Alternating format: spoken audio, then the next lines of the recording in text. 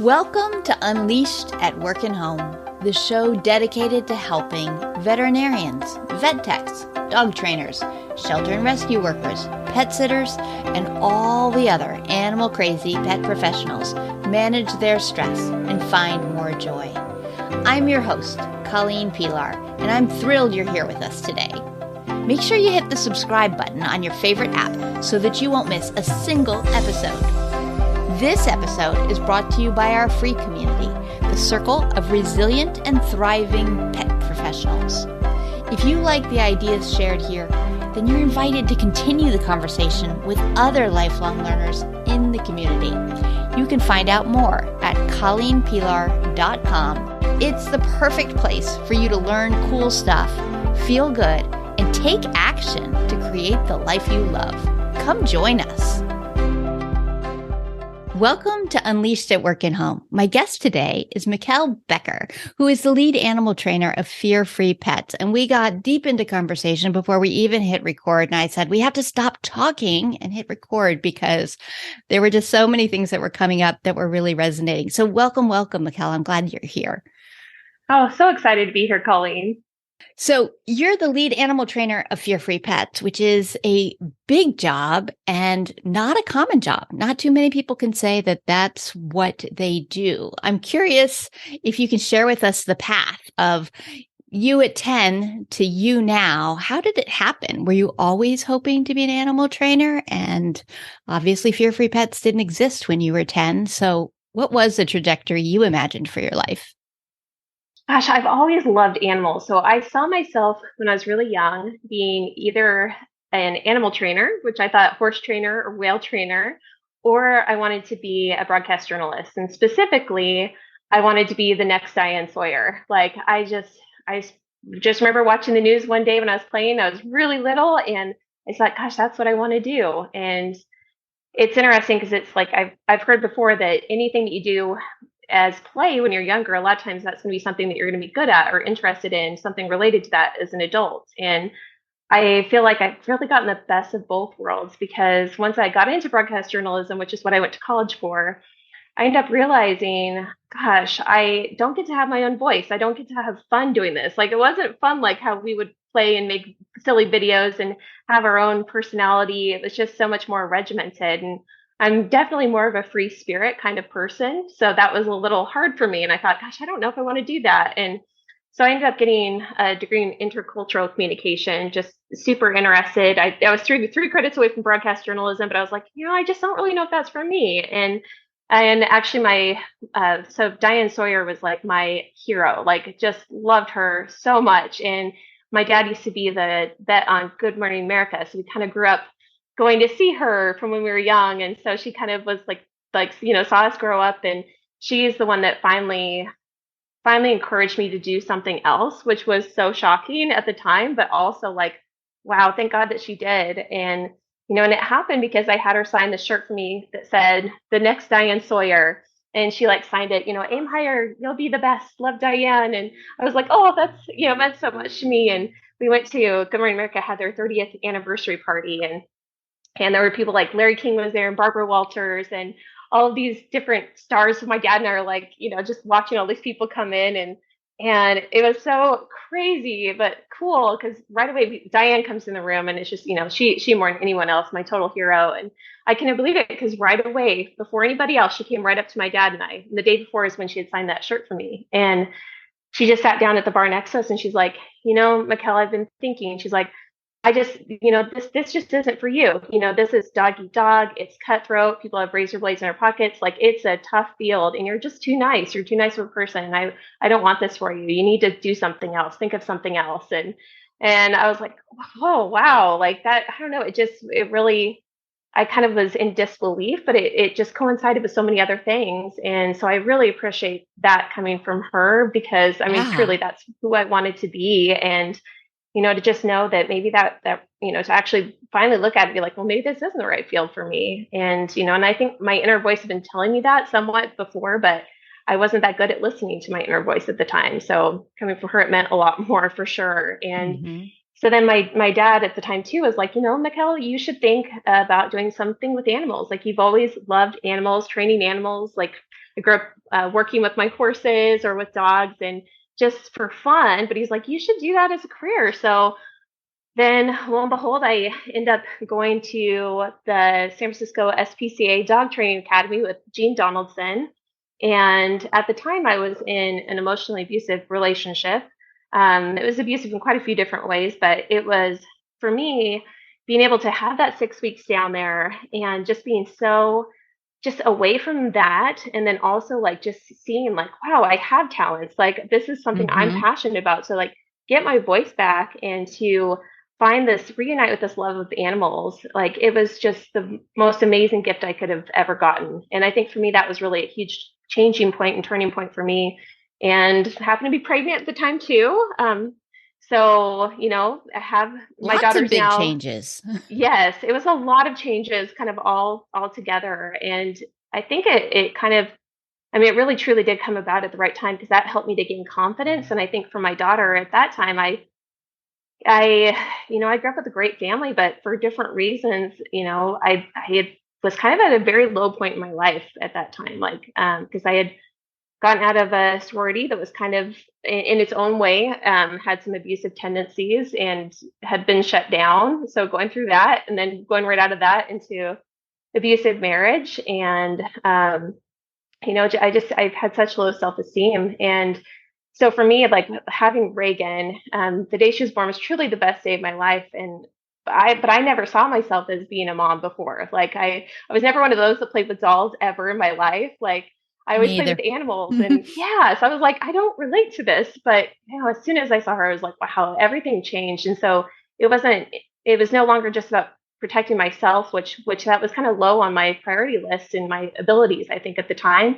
It was now like I'm protecting this person that I love so much more than anything in the whole world. And so that also helped me, I think, to get out of that situation and then to really move forward with a bigger, better career. And so yeah, it was like rock bottom to kind of reaching that place where I'm like, gosh, things really need to change. And so that really did, it started me on this whole new trajectory in life that ended up being the biggest blessing. That is an incredible story. Well, first off, I'm going to ask you to tell me in 1 minute before I tie this back together. But you reference your dad, which we hadn't referenced. So some people might not know who your dad is, but very few of us got career advice from Diane Sawyer. And for her to tell you that what you were pursuing, the thing that she was really at the peak of, didn't feel right or true to her for you. And, not that she wouldn't support you if you chose to do it, but that Yeah. think long and hard about this Yes. path. There's something really powerful in that.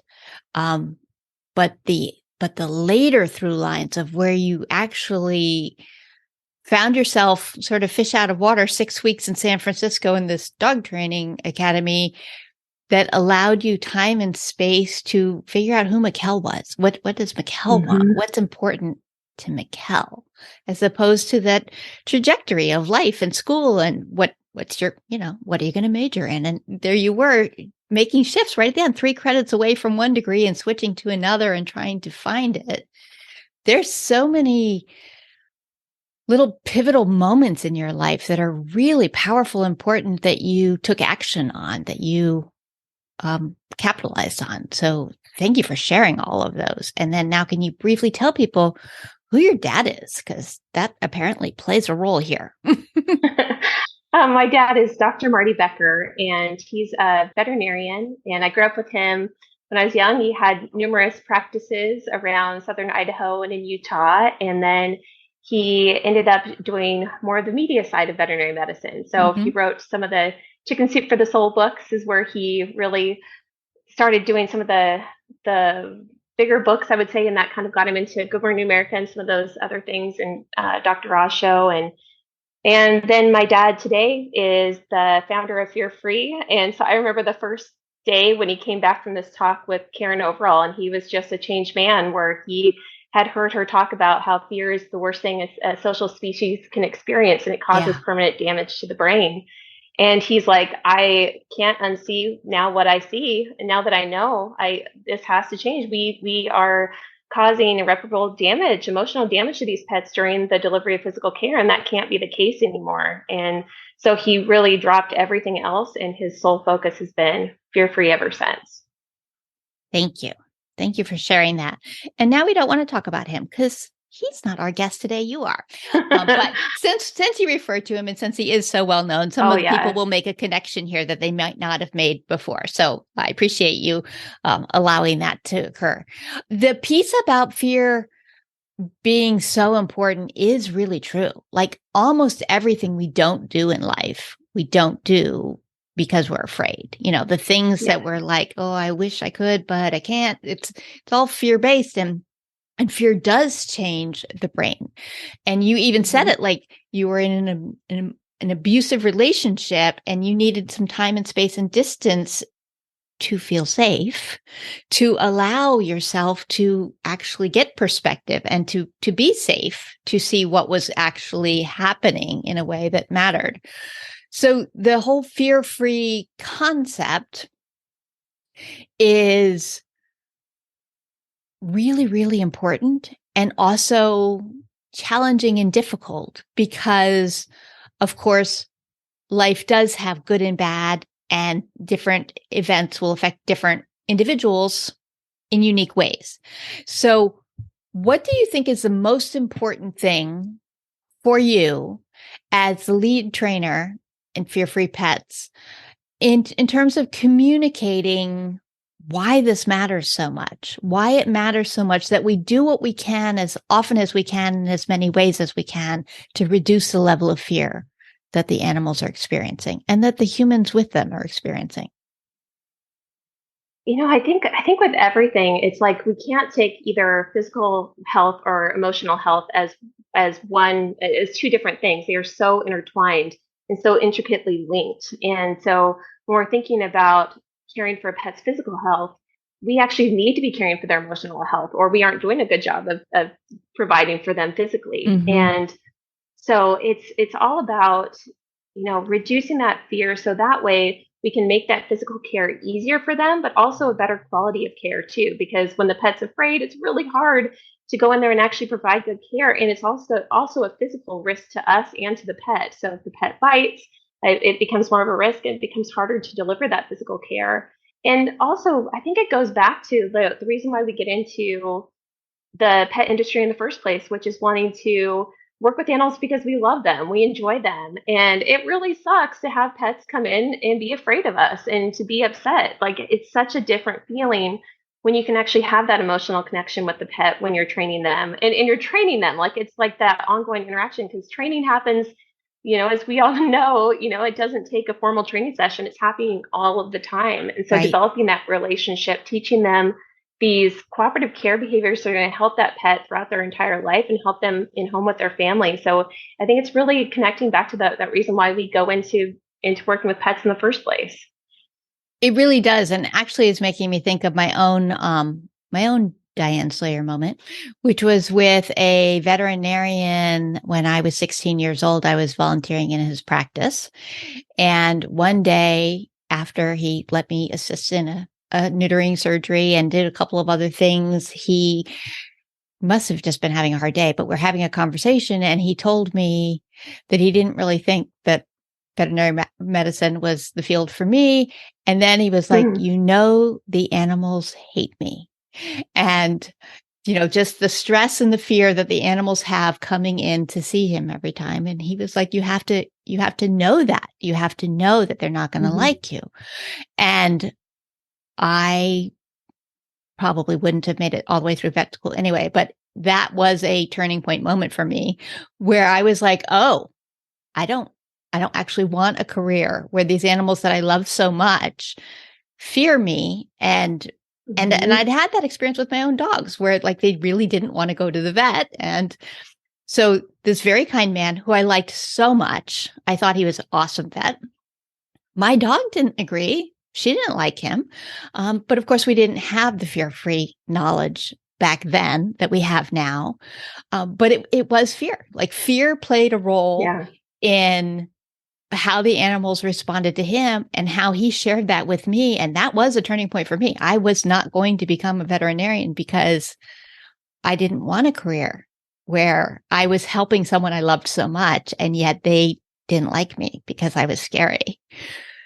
And so training wound up being a better fit, obviously for me, but the information being shared now in ways of making health visits less stressful, it's just absolutely vital that that we shift some of this, because it makes the experience better for the team at the hospital, and it makes it so much better for the pets. And it makes it more likely that they're getting healthcare, because of course, so many cats never see a vet at all because it's so distressing to them that the people are like, well, nobody cares if she gets her vaccines. She doesn't go out anyway. So they're in tremendous distress by the time they're finally seen, that it can be really traumatic. So these concepts of recognizing that fear as a motivating force matter. And yet, I'm going to ask you this question, but then I really want to go back to you. But because fear-free as a theme relates so much to all of the work that I do as well, I'm going to ask this. And then I really do want to talk to Mikkel and not talk just about. Oh, no, I love this. I can talk fear-free all day. So just this idea of, that we need to get it done. Like we just need to do what we need to do to get it done, because it's important that this wound be treated, or that this treatment happen, that it's worth it to have a scary incident. And I would always tell my clients that there's a difference between emergencies and training, so like when your dog is loose, that's not really when we're practicing recalls. That's when we're like, oh no, we do what we need to do. Yeah. But when veterinary visits are sort of treated as like, we just got to get through this. What's the downside of that? Because there are many people who argue that is what has to be done, and that it is unrealistic to do something different. When you say that, like the thought that always runs through my head is just get it done doesn't work in the long run, because what's going to happen is you are just exacerbating that underlying fear, anxiety, and stress, and potential pain, which pain also is going to increase that future avoidance. It creates that automatically creates fear, anxiety, and stress in and of itself. And so, we are going to make that situation so much harder to provide for in the future. And you also don't know what associations are being made at that time either. So a lot of times, I've had dogs in classes where I just pull out a stethoscope and immediately the dog goes from like whole body wiggles to teeth bare, they're growling, ears back, tail down, stiff, and it's literally the stethoscope. Or you approach a dog in scrubs versus normal clothing. And so it's like, I really aim to like incorporate all of that into puppy classes as much as possible. And even just in normal training situations, a lot of times I'll just be wearing my scrubs, because I think it's really good to have those positive associations with those things that they're going to see. But a lot of times, and they can generalize it. So it can just become all of a sudden this fear of other people, of new people, or being handled in general. And so you make that care so much worse for that pet ever coming back. And, good luck being able to perform care in a safe way. And a lot of times, like when that is the approach, it's going to be difficult to even get a muzzle on that dog, because a lot of times people are, it's like adding on more restraints, that Pilotex my dad always talks about, or adding in that muzzle. And so it's like the cue of people, muzzle, automatically like go into that really high stress state, which can mean it's going to be a lot more dangerous. And so one thing that's actually been really cool recently is looking more at fear-free and some of the positive effects of it. And it has in different ways. I think it was through BCA was the recent one that they looked at, but it decreased the rate of injury by quite a bit. So so insurance wise, like it's actually a wiser way to practice, because you're going to have fewer workers' comp claims. You're going to have, less need to have more people, because a lot of times with fear-free, less is more. So we don't need a ton of people in the exam room. Just give it a tiny bit of time. And that tiny bit of time literally can be the difference of like 1 second versus 30 seconds. And that's going to make all the difference, and all the difference in the pet coming in and being so much easier to handle. And we aren't having to use as much sedation or these really, higher doses of medications. A lot of times we can use lower doses of things. So in general, it's just better medicine, and you're actually getting a more accurate reading of the pets. You're getting a more accurate heart rate, temperature, those things that in the past were just so off the charts that they really weren't even reliable predictors of anything. Now it's actually a lot more accurate. So there are just so many tremendous benefits of it that I really can't, explain enough just how much of a believer I am in it. Yeah. Well, you're preaching to the choir here with me. So I'm in complete agreement. And I also understand that, it can be frustrating to have somebody from outside a situation come in and go, you're doing it wrong. Which I don't want to do that with anyone who's trying to learn to add in more fear-free practices into any of their interactions with animals.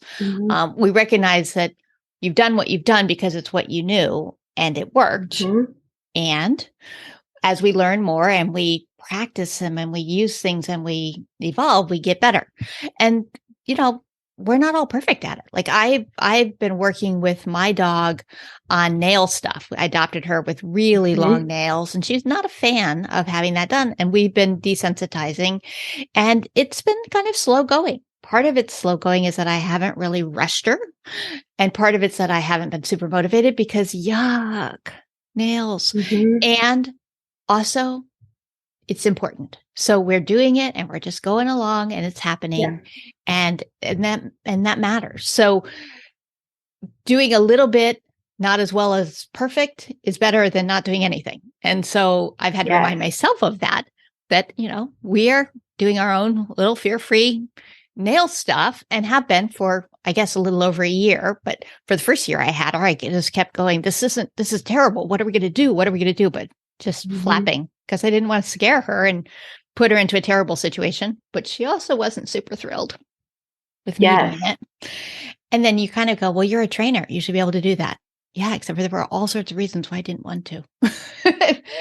It was hard. It was stressful for both of us. I get it. No, I completely get that. No, as you're saying that was totally me with nail trims. I used to hate giving nail trims. Like, hated it. It was like bane of my existence. Like, I hated doing that. And it was interesting because, like, when I first got into the training industry, I also was doing some shadowing and some work as a veterinary assistant, like just learning, the ropes of like actually working hands-on and doing a lot of this. And so when I was first in that was far before Fear Free. I don't know what 14, 15 years ago, probably, something like that. And the way I was learning was not at all fear free. That was, back in the day where I was taught to lie the dog in lateral recumbency on their side to trim their nails. But then I'm like, but wait, we can do this a different way. So like I was starting to, meet with clients for dog training, which was totally different than what I was being taught to do on the tech side. And so, I can totally relate because I've been there and I know the pressure and I know that the time constraints that you're under, and just it's just never ending. There's just so much emotional and physical demand on you in the veterinary industry.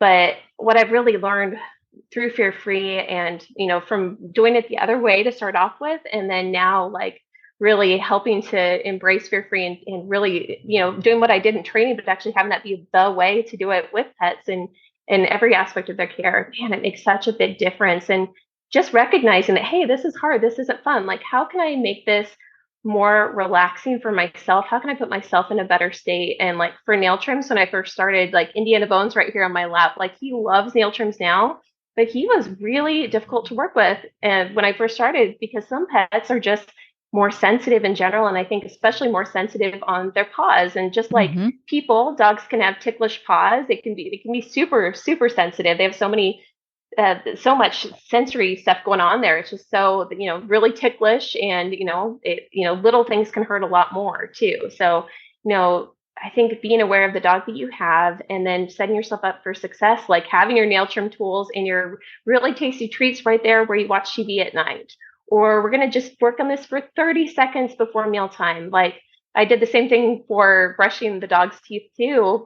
And same thing with like both Otis and Nova. They both came to me as rescues who really hate nails being worked with hated anything with their mouth, lots of handling stuff. And so just trying to make it easy on yourself, because I think if Mhm. you have it in your mind, like, I have to do this big training session here, this is what it's so daunting. You just, I don't know, at least when it's me, I Yeah. don't ever get around to it. So yeah, trying to make it practical and make it easy and kind of set up the space so that everything's just right there when you get around to it. So it puts less pressure on you too, I think, which ultimately kind of puts a lot less pressure on your pet. Yeah. And then it's a win all the way around because you're more likely to do Yes. it and they're more likely to be happy with it. And you're more likely to be happy with it. And then when they need to go to the vet, it's easier. So apparently my cat has decided to join us here in the middle too. Hopefully she will Oh, be quiet. We'll see. We'll see how that goes. beautiful. She often has opinions she likes to share.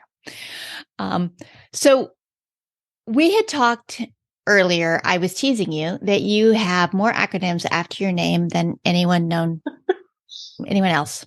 Um, and and you and I shared that we both have a love of learning.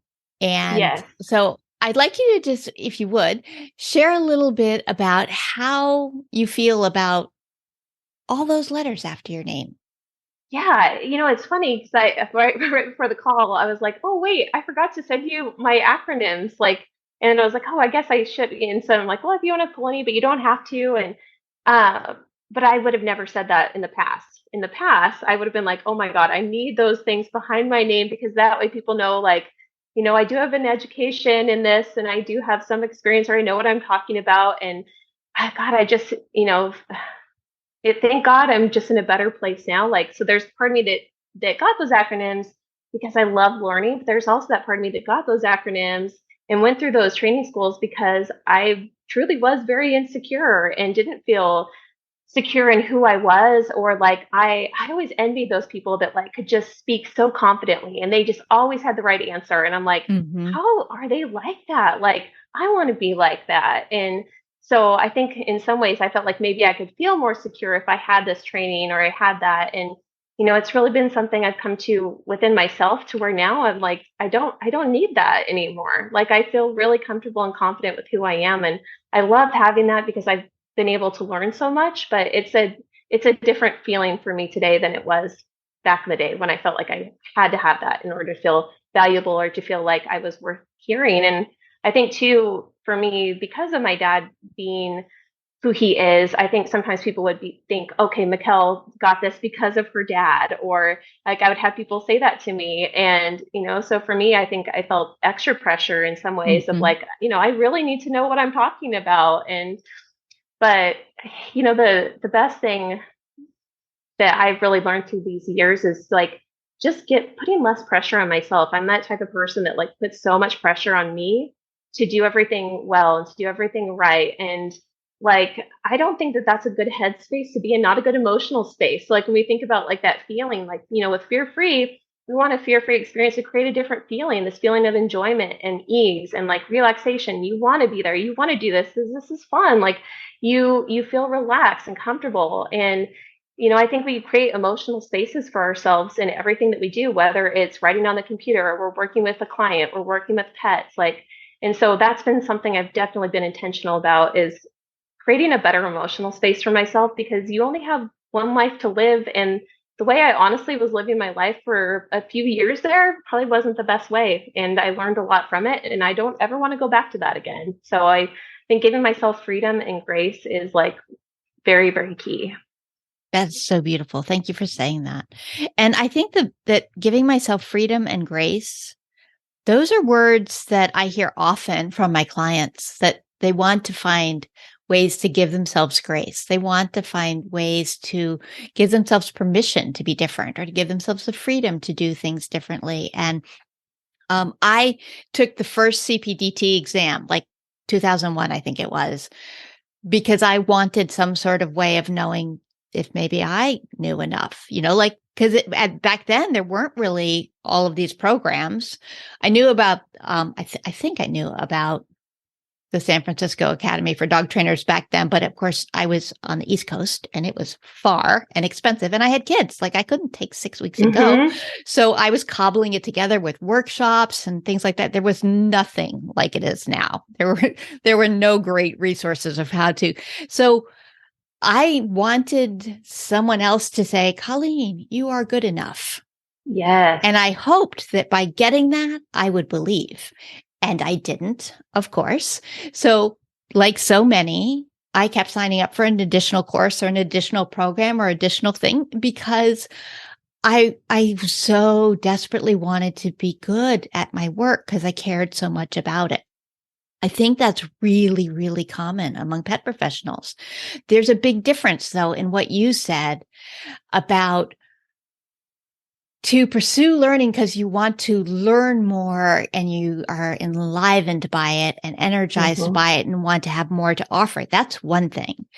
To do it because you're not quite sure you know enough or good enough, or that's another. And those are emotional spaces, just like you said. The emotions behind those are very, very different.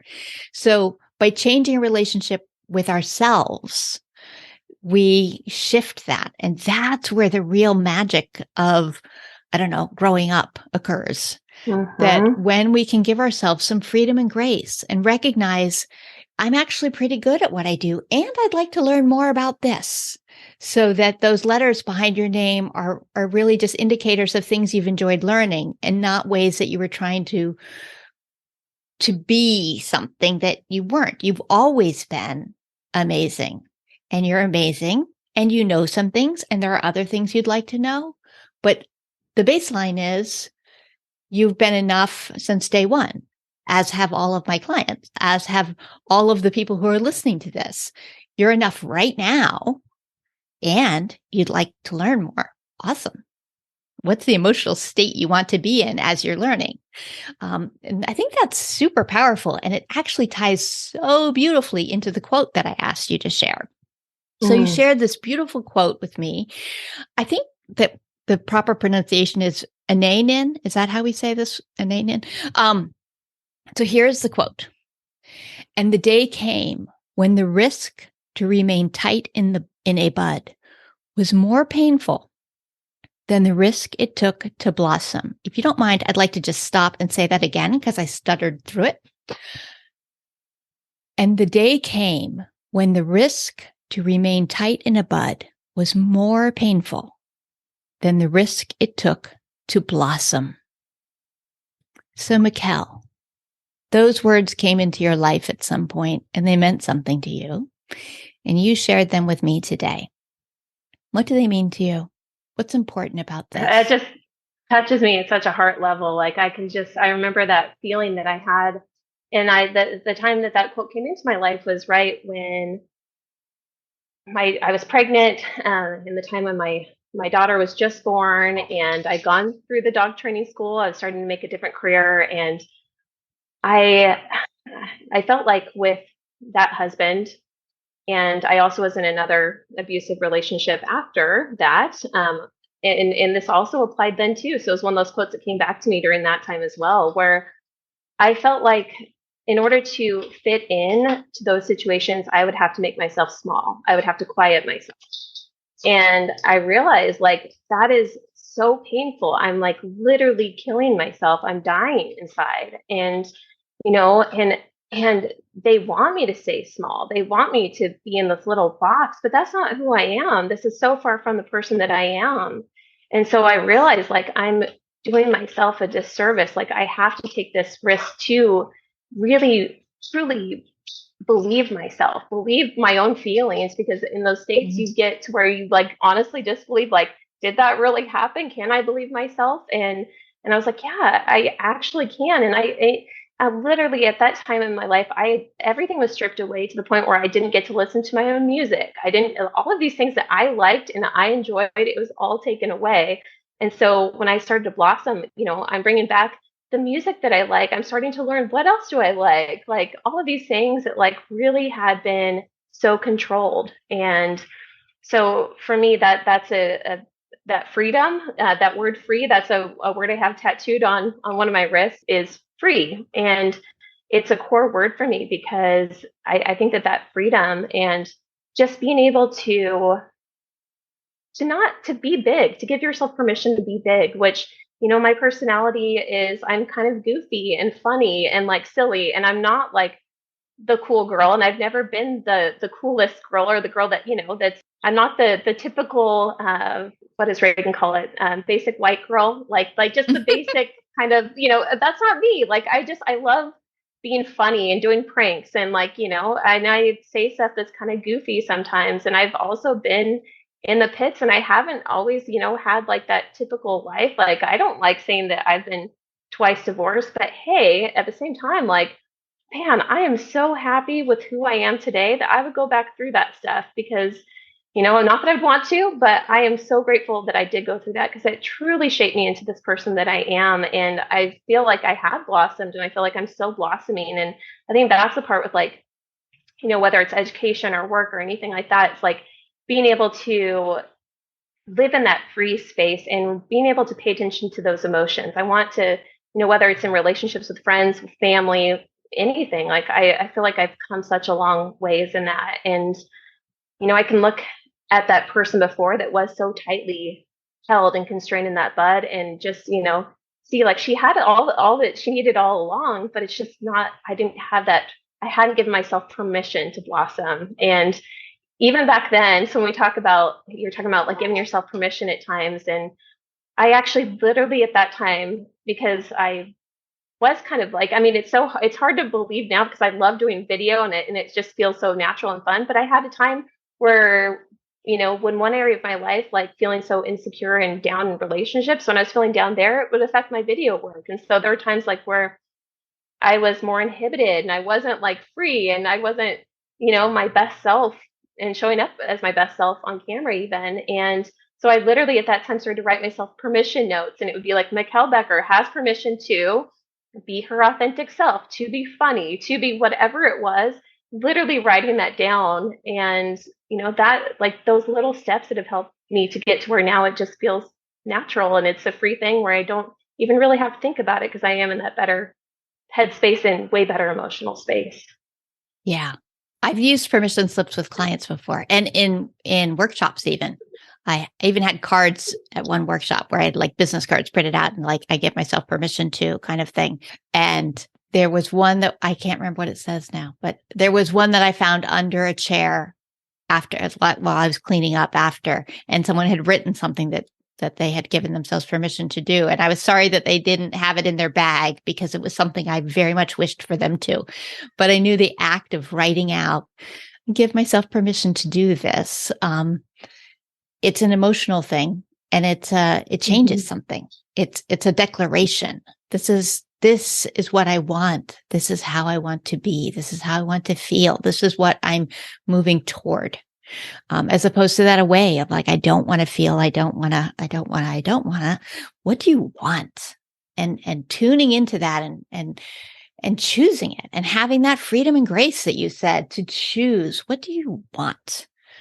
It's so beautiful. And that quote, I think, really does illustrate the fact that there's a cost both ways. So that sometimes Yes. when we're saying like, I'm afraid to do something, okay, you're afraid, but there's a cost of staying here, and you're afraid to bloom, and there's a cost to blooming. Okay. But the day came when the risk to remain tight in a bud was more painful than the risk it took to blossom. And the payoff for blossoming is just phenomenal. So I'm really grateful to you, Mikkel, because I think this is super important, and also very, very personal. So thank you for sharing that. Like, I think that the fear-free messaging is really important, and I think most people understand that. But by sharing some of your personal stories, I think you put a human element to all of the reasons we're doing the work for the animals and for ourselves. Why we care so much about this work, why we care so much about the human clients and the animal clients, and why we as individuals sometimes feel like maybe we're not enough, and what it needs to take for us to say, I'm growing, I'm learning, I'm going to choose to blossom. So thank you. Oh my gosh. Thank you. Thank you so much. It touches my heart so much, and yeah, it gets me emotional. And it also makes me think of something. And I don't know. Can we do an exercise? This is an exercise that really helped me back in the day. Sure. So, okay. So we have three things. So you can write it down or you can just kind of think it out in your head. So the first question is like, who did you want to be? So when you were younger or like that self, that college self or whatever time, like who did you want to be? Or who did you feel like you needed to be? And it's the first question. The second question is, who did you feel like you became? And then the third question is, who are you really? Ooh, I love that. And for me, when I went through this, I just saw something actually on a TV show that actually made me think of these questions. And I went through it myself and I was like, wow, this is like, it was so powerful for me. So I hope it can bring some just enlightenment and also just courage for everyone, like in your own path going forward. But like for me, the first question, who did I feel like I had to be, or who did I want to be? I wanted to be perfect, like that, and that was my straight A self, like growing up, like where my dad is amazing. We're super close, but my dad, like I came home one time with all A's and one A minus, and my dad's like, "What went wrong, Kel? Do we need to call your teacher?" And I was like, okay, like, I mean, so yeah, I definitely like had a Yep. lot of pressure on myself and a lot of that was self-imposed as well. So that feeling to be, I need to be perfect. So that was my first word. My second word is like, who did I feel like I became? And I felt like a failure, honestly, because like the life I had chosen for myself, where I was going to have this great husband who just loved me. I was going to potentially have two kids, and I'm just going to have this great career. I was going to be that Diane Sawyer, and here I am. I'm not even in broadcast journalism. I've had these awful relationships where people have really mistreated me and haven't, and I went in with the promise of them going to be that Prince Charming, and they promised all that stuff, but lo and behold, it's nothing like that. And then I'm trapped. So I felt, in so many ways like a failure. And then the third one, like, who am I really? Like for me, free, like that word free, just like, and that really is who I am. And so like even today, like I try and remember that, because even today sometimes there will be times like when I get down on myself or I implode on myself, and that's kind of my way of like dealing with stress, is like rather than getting mad at other people, I get hard on myself, and then I start to kind of go inward, and I'm like, okay, I'm going into that. I wanted to be perfect. I wasn't being perfect. And so then I go into that failure mode, and then that self-criticism, that where I'm mean to myself. And then I'm like, no, like I don't need to be perfect. Failure is not who I am. That's never been who I am. Who am I really? I'm free. Like that is who I am at my core. And so it just helps me a lot, like in terms of just remembering who I am and living from that place rather than those other places that were really never even meant for me in the first place. Yeah. And that for any number of reasons, the little one inside you decided things about herself or the world that were based on inaccurate or incomplete information. And you felt what you felt. And now you have a bigger and broader view and can see that wasn't the reality. It wasn't the experience. Thank you. Thank you. I love that. So if people wanted to learn more about you and your work, how could they do that? So you can find more about Fear Free at fearfreehappyhomes.com is our site that's free for any pet owner, guardian, pet professional, and fearfreepets.com for looking at Fear Free certification, which there are so many cool certification courses for veterinary professionals, groomers, trainers, boarding, daycare, all kinds of different avenues that you can look at. And you can also find me on Facebook and Instagram. And at some point, I need to get into TikTok. I have that on my agenda, but haven't quite gotten there as of yet. Okay. Well, thank you so much for coming today. I'm so grateful. This was a really important and powerful conversation, and I'm very, very grateful to you for sharing it with us. Well, thank you so much. And thank you for talking through that with me. It helps me to it's so cool to be able to hear that back and to get a different perspective and to just realize, because I think sometimes we forget how far we've come. And, when we're in that better place, like it helps to look back and not to get stuck in that, but to just gain perspective and kind of realize your own power and like, wow, because sometimes we forget where we were because it's so far away from who we are now. So Yeah. it's very helpful to talk about that. Yeah. Thank you. Yeah, I think there's tremendous value in just having a chance to hear your own thoughts out loud, like to learn what you actually think and then make space for that. So I love a conversation like that. So I'm so thrilled that you dove in here with me today. So thank you. Thank you. Thank you, Colleen. Thanks for listening to Unleashed at Work and Home. I invite you to come learn more at colleenpilar.com, where you can be steady, be strong, and be long.